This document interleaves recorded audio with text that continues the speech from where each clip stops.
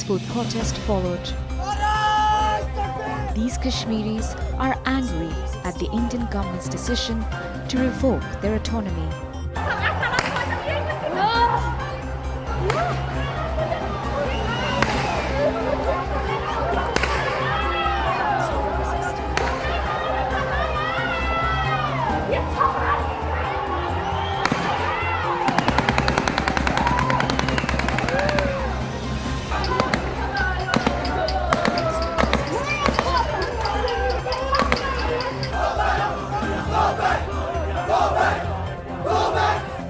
मकबूजा कश्मीर में भारतीय मजालिम के खिलाफ लंदन में बड़ा एहतजाज किया जा रहा है। भारतीय हाई कमीशन के बाहर एहतजाज में लोगों की बड़ी तादाद शरीक है। और ये जो पाकिस्तान के ऊपर आपने ये सोचा हुआ है कि आज़ाद कश्मीर पे कुछ हमें सबक सिखाने का, आप तैयार हो जाए। फिर से मैं कहता हूँ कि आपकी ईंट का जवाब हम पत्थर से देंगे। और सज्जनों ते बेलियो, तुहाडा मेज़बान मियाँ आसिफ अली पंजाबी प्रचार टीवी के स्टूडियो तो हाज़िर खिदमत है।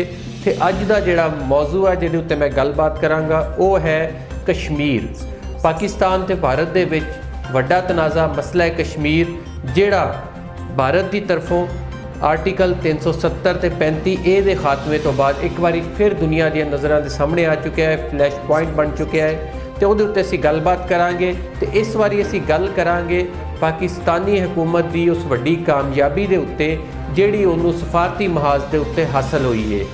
ਅਗਰਚੇ ਇਸ ਮਸਲੇ ਦੇ ਉੱਤੇ ਭਾਰਤ ਨੇ ਮਕਬੂਜ਼ਾ ਕਸ਼ਮੀਰ ਦੇ ਵਿੱਚੋਂ ਉਹਦੀ ਸਪੈਸ਼ਲ ਸਟੇਟਸ ਦਾ ਖਾਤਮਾ ਕਰਕੇ ਉਹਦੇ ਲਈ ਬਣਾਏ ਗਏ ਖਸੂਸੀ ਕਵਾਨੀਨ ਦਾ ਖਾਤਮਾ ਕਰਕੇ ਇੱਕ ਬਹੁਤ ਵੱਡਾ ਕੰਮ ਕੀਤਾ ਸੀ ਤੇ ਉਹਨੂੰ ਆਪਣੇ ਅੰਦਰ ਜ਼ਮ ਕਰਨ ਦਾ ਸਿਲਸਿਲਾ ਸ਼ੁਰੂ ਕਰ ਦਿੱਤਾ ਸੀ, ਜਿਹਦੇ ਉੱਤੇ ਪਾਕਿਸਤਾਨ ਵੱਲੋਂ ਉਹਦੀ ਨਿੰਦਿਆ ਵੀ ਕੀਤੀ ਜਾ ਰਹੀ ਸੀ ਤੇ ਦੁਨੀਆ ਦੇ ਮੁਲਕ ਵੀ ਉਹਨੂੰ ਗਲਤ ਕਹਿ ਰਹੇ ਸੀ। ਪਰ ਪਾਕਿਸਤਾਨ ਨੇ ਜਿਹਦੇ ਉੱਤੇ ਤਨਕੀਦ ਕੀਤੀ ਜਾ ਰਹੀ ਸੀ ਕਿ ਉਹਨੇ ਵੱਡੇ ਲੈਵਲ ਦੇ ਉੱਤੇ ਉਸ ਲੈਵਲ ਦੇ ਉੱਤੇ ਜਾ ਕੇ ਉਸ ਸਤ੍ਹਾ ਦੇ ਉੱਤੇ ਜਾ ਕੇ ਹਕੂਮਤ ਭਾਰਤ ਨੂੰ ਜਵਾਬ ਨਹੀਂ ਦਿੱਤਾ, ਭਾਰਤੀ ਸਰਕਾਰ ਨੂੰ ਜਵਾਬ ਨਹੀਂ ਦਿੱਤਾ।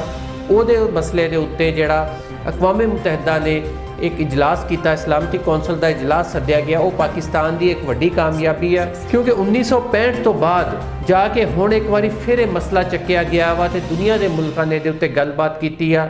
ਸਲਾਮਤੀ ਕੌਂਸਲ ਦੇ ਵਿੱਚ ਇੱਕ ਵਾਰੀ ਫਿਰ ਬਹਿਸ ਹੋਈ ਹੈ ਇਹਦੇ ਉੱਤੇ ਔਰ ਇੱਕ ਕਾਫੀ ਲੰਮਾ ਇਜਲਾਸ ਕੋਈ ਸਵਾ ਘੰਟੇ ਦਾ ਇਹਦੇ ਉੱਤੇ ਹੋਇਆ, ਜਿਹਦੇ ਵਿੱਚ ਇਸ ਮਸਲੇ ਦੇ ਉੱਤੇ ਗੱਲਬਾਤ ਕੀਤੀ ਗਈ ਹੈ ਤੇ ਇਹਨੂੰ ਹੱਲ ਕਰਨ ਦੇ ਬਾਰੇ ਵੀ ਗੱਲਬਾਤ ਹੋਈ ਹੈ। ਭਾਰਤੀ ਹਕੂਮਤ ਭਾਵੇਂ ਜੋ ਮਰਜ਼ੀ ਕਹਿੰਦੀ ਰਹੇ ਇਹਦੇ ਉੱਤੇ, ਪਰ ਇਹ ਇੱਕ ਹਕੀਕਤ ਹੈ ਕਿ ਸਲਾਮਤੀ ਕੌਂਸਲ ਨੇ ਇਹਦੇ ਉੱਤੇ ਗੱਲਬਾਤ ਵੀ ਕੀਤੀ ਆ। ਚੀਨੀ ਮੰਦੂਬ ਨੇ ਵਾਜ਼ਿਹ ਕਰ ਦਿੱਤਾ ਇਸ ਗੱਲ ਨੂੰ ਕਿ ਇੱਥੇ ਜਿਹੜਾ ਮਸਲਾ ਕਸ਼ਮੀਰ ਹੈ ਇਹ ਭਾਰਤ ਦਾ ਅੰਦਰੂਨੀ ਮਸਲਾ ਨਹੀਂ ਬਲਕਿ ਬੈਨ ਅਲ-ਅਕਵਾਮੀ ਮਸਲਾ ਹੈ, ਜਿਹੜਾ ਹਮੇਸ਼ਾ ਤੋਂ ਜ਼ੇਰੇ ਬਹਿਸ ਆਉਂਦਾ ਰਿਹਾ ਤੇ ਇਹਨੂੰ ਇੰਡੀਆ ਆਪਣਾ ਅੰਦਰਲਾ ਮਸਲਾ ਕਰਾਰ ਦੇ ਕੇ, ਆਪਣਾ ਮੁਲਕੀ ਮਸਲਾ ਕਰਾਰ ਦੇ ਕੇ ਇਹਦੇ ਉੱਤੋਂ ਦੁਨੀਆ ਦੀ ਜਿਹੜੀ ਤਵੱਜੋ ਹਟਾ ਨਹੀਂ ਸਕਦਾ।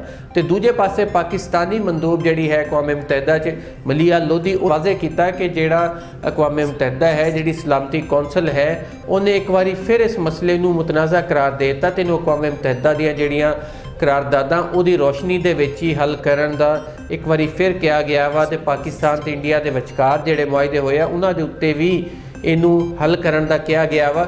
ਮਤਲਬ ਇਹ ਹੈ ਕਿ ਇਹ ਜਿਹੜਾ ਇਹਦੇ ਉੱਤੇ ਭਾਰਤੀ ਮੌਕਫ ਸੀ ਉਹ ਬਿਲਕੁਲ ਕਲੀਅਰ ਕੱਟ ਸਲਾਮਤੀ ਕੌਂਸਲ ਨੇ ਉਡਾ ਕੇ ਰੱਖ ਦਿੱਤਾ, ਕਹਿਤਾ ਕਿ ਇਹ ਇਕੱਲਾ ਭਾਰਤ ਦੀ ਸਰਕਾਰ ਦਾ ਮਸਲਾ ਨਹੀਂ ਹੈ, ਇੰਡੀਆ ਦਾ ਅੰਦਰਲਾ ਮਸਲਾ ਨਹੀਂ ਹੈ।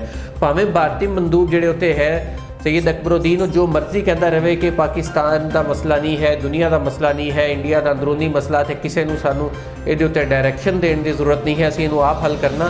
उहदे उत्ते ये चीज़ बिल्कुल एक क्लीयर हो गई है। तो दूजे पासों OIC ने जिहड़ा मकबूजा कश्मीर दे विचों कर्फ्यू चुकण का मुतालबा किया, वो भी वाज़े करता इस गल नूं कि यह मसला इंडिया का अंदर का मसला नहीं रहा, इनू आलमी तवज्जो हासिल हो चुकी है और पूरी दुनिया दी नज़रां इहदे उत्ते लगियां पईयां। हर कोई चाहता कि मसला हल होवे ते इहदे विच जिहड़े मसाइल है, जिहड़ा मजलूम कश्मीरियां नाल जुल्मो ज़्यादती की जा रही है, उहदे उत्ते भी हर कोई हुण कोशिश कर रहा है कि उन्होंने रुकवाया जाए।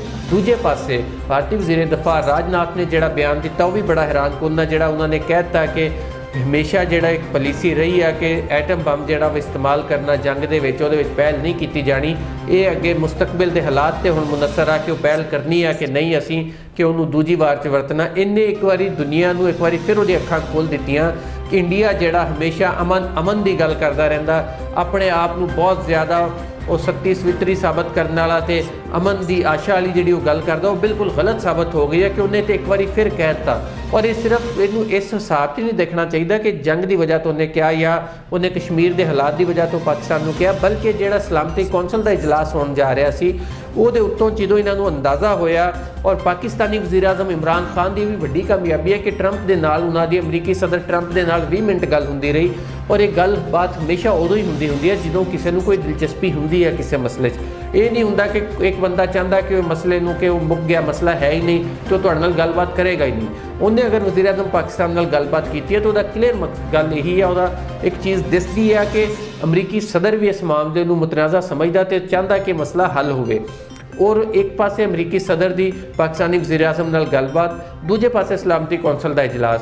ਇਹਨੇ ਇੰਡੀਆ ਨੂੰ ਇੰਨਾ ਬਾਉਲਾ ਕਰ ਦਿੱਤਾ, ਇਹਦੇ ਉੱਤੇ ਇੰਨਾ ਉਹਨੂੰ ਇੱਕ ਵਾਰੀ ਤੇ ਪਾਗਲ ਕਰਕੇ ਰੱਖ ਦਿੱਤਾ ਕਿ ਉਹਨਾਂ ਦਾ ਵਜ਼ੀਰ ਦਫਾ ਇਹ ਗੱਲ ਕਰਨ ਤੇ ਮਜਬੂਰ ਹੋ ਗਿਆ ਕਿ ਅਸੀਂ ਐਟਮ ਬੰਬ ਆ ਜਿਹੜਾ ਉਹਨੂੰ ਦੂਜੀ ਵਾਰੀ ਇਸਤੇਮਾਲ ਕਰਨ ਦੇ ਉੱਤੇ ਪਾਲਿਸੀ ਦੇ ਉੱਤੇ ਕਾਇਮ ਨਹੀਂ ਰਵਾਂਗੇ। ਇਹ ਇਸ ਪਾਲਿਸੀ ਦੇ ਉੱਤੇ ਗੌਰ ਵੀ ਹੋ ਸਕਦਾ ਤੇ ਪਹਿਲੇ ਵੀ ਇਸਤੇਮਾਲ ਹੋ ਸਕਦਾ। ਇਹਦਾ ਮਤਲਬ ਇਹੀ ਹੈ ਕਿ ਪਾਕਿਸਤਾਨੀ ਹਕੂਮਤ ਨੂੰ ਸਫਾਰਤੀ ਮਹਾਜ਼ ਤੇ ਇੱਕ ਵੱਡੀ ਕਾਮਯਾਬੀ ਹਾਸਲ ਹੋਈ ਹੈ।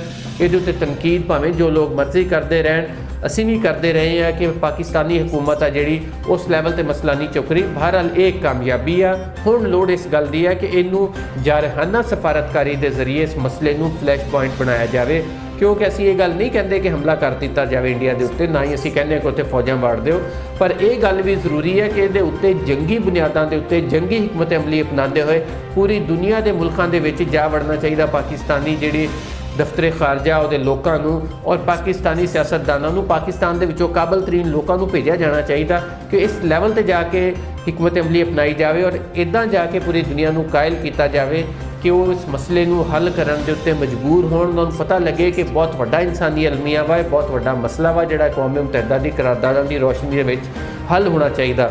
ਪਹਿਲੀ ਸਫਾਰਤੀ ਕਾਮਯਾਬੀ ਦੇ ਉੱਤੇ ਰੁਕ ਨਹੀਂ ਜਾਣਾ ਚਾਹੀਦਾ। ਪਹਿਲੀ ਸਫਾਰਤੀ ਕਾਮਯਾਬੀ ਦੀ ਯਕੀਨਨ ਮੁਬਾਰਕਬਾਦ ਦੀ ਮੁਸਤਹਿਕ ਹੈ ਪਾਕਿਸਤਾਨੀ ਹਕੂਮਤ, ਪਰ ਹੁਣ ਇਸ ਤੋਂ ਵੀ ਵੱਧ ਕੇ ਕੁਛ ਕਰਨ ਦੀ ਲੋੜ ਹੈ।